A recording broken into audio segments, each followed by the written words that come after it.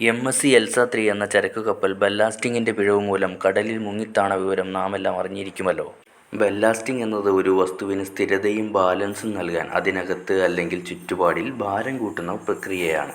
കപ്പലുകൾ കടലിൽ നീങ്ങുമ്പോൾ കാറ്റിൻ്റെയും തിരകളുടെയും ചലനം കാരണം അവയുടെ സ്ഥിരത നഷ്ടപ്പെടാൻ സാധ്യതയുണ്ട്. കപ്പലിൽ ചരക്കില്ലാത്ത അവസ്ഥയിൽ ബല്ലാസ്റ്റ് വെള്ളം നിറച്ച് കപ്പലിന് സുരക്ഷ ഉറപ്പാക്കുന്നു. ബല്ലാസ്റ്റ് ടാങ്കുകളിൽ നിന്ന് വെള്ളം പുറത്തുവിട്ട് ഭാരം കുറയ്ക്കുന്ന പ്രക്രിയയാണ് ഡീബല്ലാസ്റ്റിങ്. ചരക്കുകൾ കയറ്റുന്ന അവസരത്തിൽ ഇങ്ങനെ ചെയ്യുന്നു. സാധാരണയായി കടൽ ജലമാണ് ബല്ലാസ്റ്റ് വാട്ടറായി ഉപയോഗിക്കുന്നത്.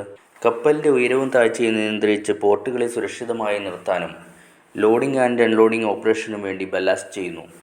കപ്പൽ പൊന്തിപ്പോകാതിരിക്കാൻ അതിൻ്റെ താഴ്ചക്കളത്തിൽ, അതായത് ബോട്ടം കമ്പാർട്ട്മെൻറ്റിൽ ബല്ലാസ്റ്റ് വാട്ടർ എന്നറിയപ്പെടുന്ന വെള്ളം നിറയ്ക്കുന്നു.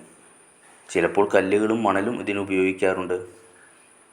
കപ്പലിൻ്റെ ആകർഷണം താഴോട്ട് മാറ്റി കപ്പലിന് സ്ഥിരത നൽകാൻ വേണ്ടിയാണ് ഇങ്ങനെ ചെയ്യുന്നത്.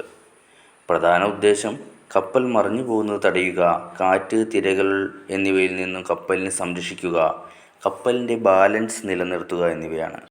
ഇനി റെയിൽവേ ട്രാക്കുകളിലെ ബല്ലാസ്റ്റിങ് എങ്ങനെയാണെന്ന് നോക്കാം. നാം റെയിൽവേ ട്രാക്കുകളുടെ ചുറ്റും കാണുന്ന ചെറിയ കല്ലുകൾ ട്രാക്ക് ബല്ലാസ്റ്റ് എന്നറിയപ്പെടുന്നു. ട്രാക്കിൻ്റെ താഴെയും ചുറ്റുമൊക്കെ ഈ കല്ലുകൾ നിറച്ചിരിക്കുന്നു. ഇതിന് പ്രധാനമായും 3 ആവശ്യങ്ങളാണുള്ളത്. ട്രാക്ക് സ്ഥിരമായി നിൽക്കാൻ സഹായിക്കുക, ട്രെയിനിൻ്റെ ഭാരം താങ്ങി വിതരണം ചെയ്യുക, മഴവെള്ളം പുറന്തള്ളാൻ സഹായിക്കുക. ബല്ലാസ്റ്റിങ് ഇല്ലാതായാൽ കപ്പലുകൾ മറിഞ്ഞു പോകാൻ സാധ്യതയുണ്ട്. അതുപോലെ റെയിൽവേ ട്രാക്കുകൾ വളയുകയും ട്രെയിൻ പാളം വിട്ടിറങ്ങാൻ സാധ്യതയുണ്ട്. അതുകൊണ്ട് തന്നെ ഈ ശാസ്ത്രം യാന്ത്രിക മേഖലയിൽ വളരെ പ്രാധാന്യമുള്ളതാണ്. ബല്ലാസ്റ്റിങ് എന്നത് സ്ഥിരതയും സുരക്ഷയും ഉറപ്പാക്കുന്നതിനുള്ള ഒരു അനിവാര്യമായ വ്യവസ്ഥയാണ്. കടൽ ഗതാഗതവും റെയിൽവേ സംവിധാനവും വിജയകരമായി പ്രവർത്തിക്കാൻ ഈ സാങ്കേതികവിദ്യ നിർണായകമാണ്.